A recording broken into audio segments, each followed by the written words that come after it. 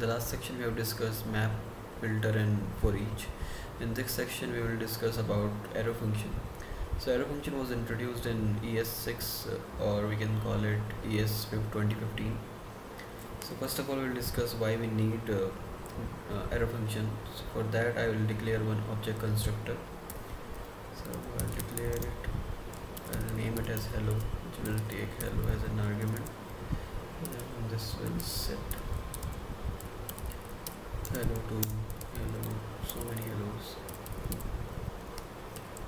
And then I want to attach one function to it, so I'll use prototype prototype dot. I'll add a function called say hello, and that will be a function that will take an array of names. So it will return me the, like, if I pass here hello and here name, so it will return hello Shivam, and it will parse the array. So I will use map for that. So I'll use array dot map and I'll parse each element of that array as a, and then I will return this dot hello plus my array name.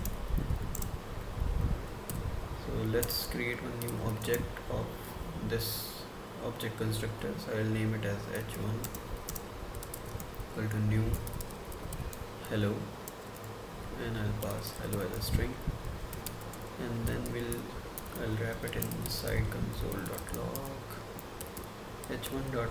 Now I will call this method say hello, and I'll pass one array, so it shall Bob and Sean. And if you can see on my screen, I'm getting undefined Bob and undefined hello. So this say hello function was not able to access this dot hello, and this is happening because I'm using a function inside one function. So it is not taking this of this class, but it is taking this of this array. So that is why we have arrow function. So the syntax is like parenthesis, then arrow, and then the definition inside curly braces. So it does not include function keyword, so I will remove that function keyword. Then after parentheses it includes arrow. So as you can see on my screen, I'm getting the hello Bob and hello Sean. So arrow functions are very useful when we have to deal with this keywords, so it will remove this problem. So that is why it was introduced in ES6. And another reason is its syntax, because it is very readable, and we will discuss it like how. So let's have a function called say hello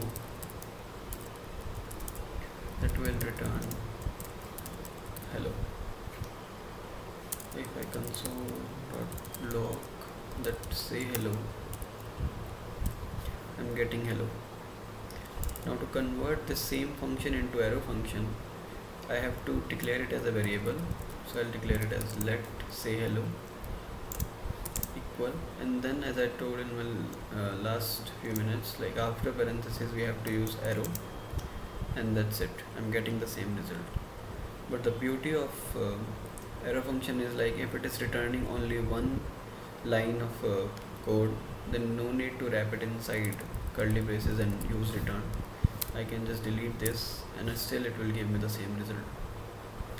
The another thing is related to passing arguments. So for example, if I'm passing name as an argument and printing name, so I can use this arrow function to print the name as well.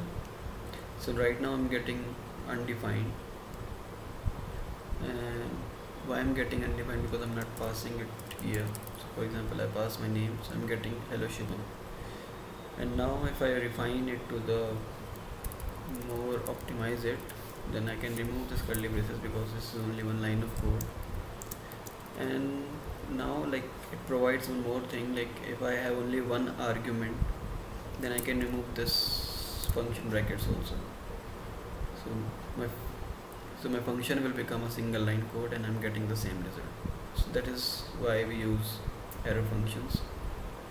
So if you like this section, please like and subscribe.